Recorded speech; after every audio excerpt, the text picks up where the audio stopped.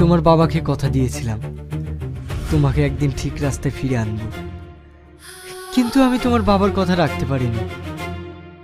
আমি জানি তুমি আমাকে কোনোদিনই স্বামী হিসাবে মেনে নাওনি, তাই আমি ডিভোর্স পেপারে সই করে দিয়ে আসলাম। তুমি এখন মুক্ত।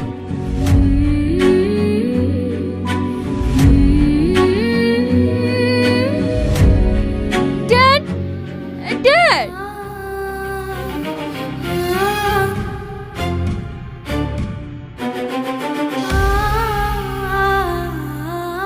কি রে শ্রাবণী,